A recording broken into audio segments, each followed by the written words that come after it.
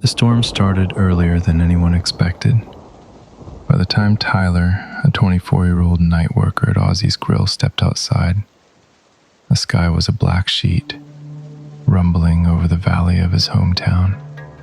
The power had gone out during his shift, which earned him an early release, but also meant his brother Chris wouldn't be off work for another 3 hours, and that was his ride home from Ozzy's. And his phone battery, dead completely. So Tyler grabbed the soda out of the fridge and a bag of fries that were still warm and decided to walk home.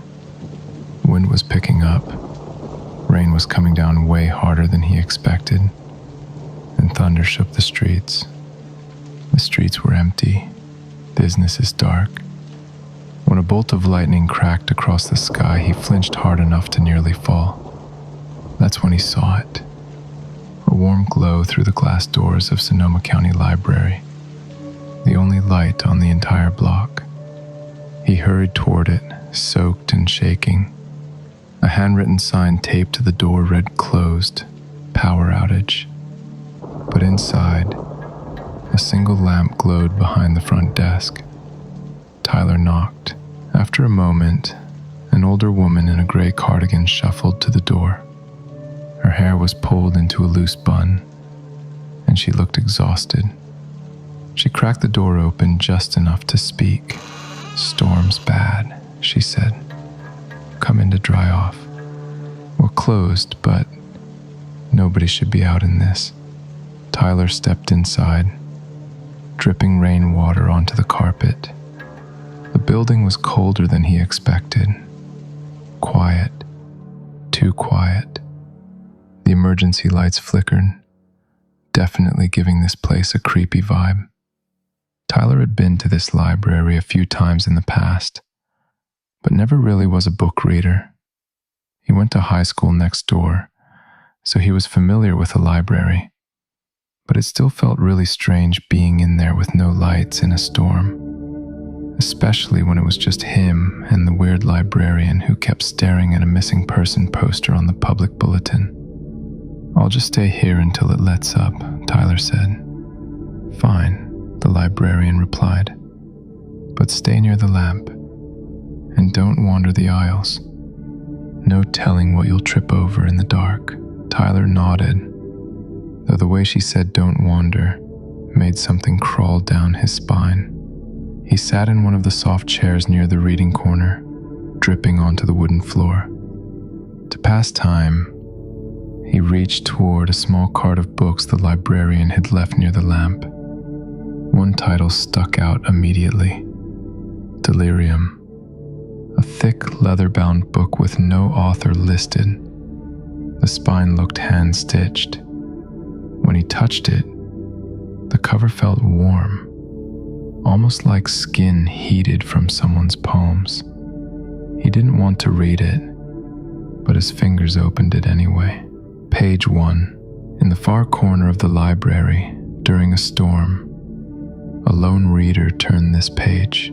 Tyler froze. He slowly lifted his eyes from the book. He was in the far corner of the library. It was storming. He had just turned that page. He swallowed hard. "Okay," he whispered, forcing a laugh. "Creepy coincidence." He turned to the next page, page 2. He thought it was a coincidence too, but the book was simply describing what is. Tyler's breath hitched. He closed the book. That was enough. Just a weird piece of metafiction, some experimental horror book. But when he looked up, the librarian was gone. The lamp buzzed softly. The storm outside roared louder, and the aisles, dark, endless aisles, seemed to stretch deeper into shadow than before. "Hello?" he called. No answer. Something about the silence felt wrong, heavy, like an animal holding its breath. Against every instinct, Tyler opened the book again. Page 3. He called out, but she didn't answer. She never answers after page 3. Tyler slammed the book shut. His heart hammered in his throat. He stood up and looked toward the exit, but the glass doors were gone. Not broken, not dark. Gone. A solid wall of bookshelves now stood where the entrance had been. Tyler felt the world tilt beneath him. His hand shook. No, I didn't. I didn't walk this far. I didn't move. His voice cracked in the empty library. Lightning flashed outside, illuminating the library's windows.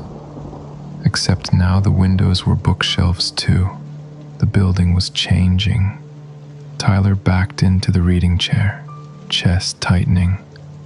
He didn't want to read the book anymore, but it sat there on the cushion, open now, though he didn't remember opening it. The next line waited for him. He didn't want to look. He didn't want to know, but his eyes slid to the page as if pulled by strings. Page 4. When he tried to leave, the library rearranged itself. It prefers when they finish the story. Tyler gagged on panic. This isn't real, he whispered. This is a nightmare. He squeezed his eyes shut, but in the darkness behind his eyelids he saw letters, floating, writhing, forming words on the inside of his skull. His eyes snapped open. He had to finish the story. He knew it without knowing why. He had to see how it ended, because somehow he felt the story knew him. His fingers turned the next page. Page 5. He wondered why he kept reading. The truth was simple. Something far worse waited when he looked away. Tyler jerked his gaze upward and saw a figure standing halfway down the nearest aisle. Tall, still, darkness where the face should be. His mouth went dry. He blinked, and it was closer. He blinked again.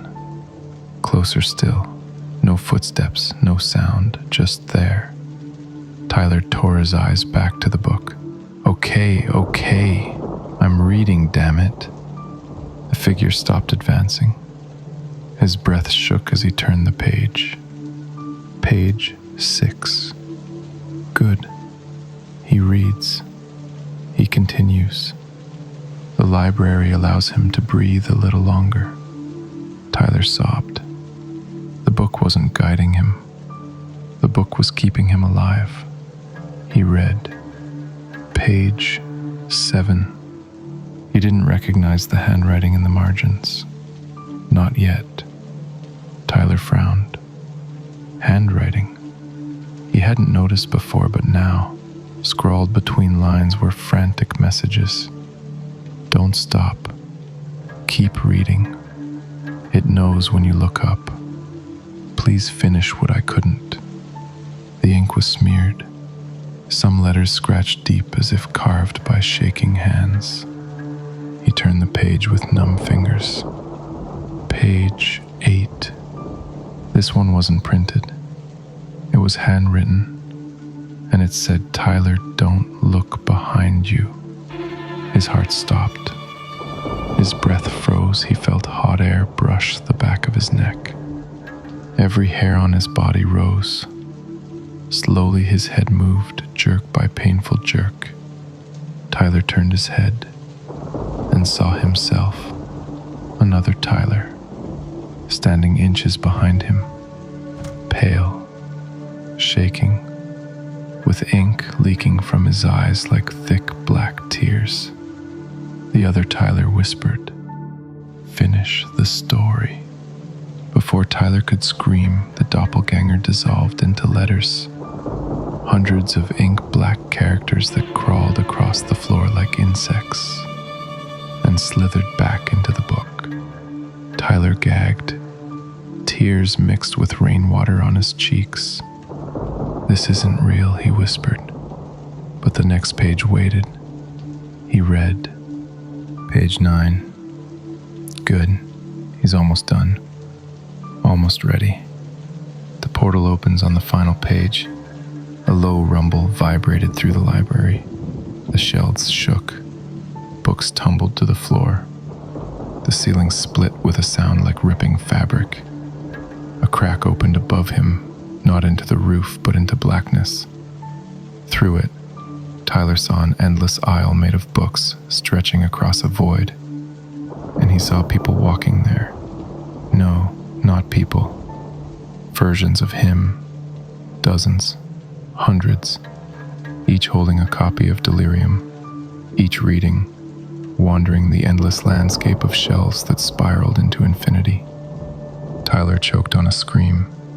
No, that's not me. I didn't. I'm not. But the portal grew wider. The last page fluttered. He had no choice now. He turned it. Final page. Once he finishes the book, he becomes the one who wrote it. He becomes the binding. Tyler's vision blurred. A searing, wet heat spread across his hands. His fingers merged with the paper. His thoughts dissolved into sentences. His breath faded into paragraphs. He tried to scream, but the sound was thin, papery. His skin peeled, not off, but away from his bones, stretching and darkening into a thick, supple hide. His eyes sank, becoming two empty, polished grommets. He was shrinking, folding. He felt the world tilt, then fall, then open. Everything went black. The storm calmed. The library returned to normal shape. The librarian stepped out from behind a shelf. She was smiling, a wide, hungry, too many teeth smile that exposed a flash of dark, inky tongue. She sighed, walked to the reading corner, and lifted the leather-bound book from the empty chair. The cover was warm, still beating. It was now noticeably thicker, and a small patch on the back still smelled distinctly of Ozzy's grill and rain. On the front, brand new letters carved themselves into the hide. Delirium by Tyler Watson, the most recent editor. She placed it neatly on the return cart, and at the bottom of the page, in fresh handwriting, a final message appeared. If you're reading this, look closely at the spine. He's still warm. Listen closely. Do you hear the heart beating inside?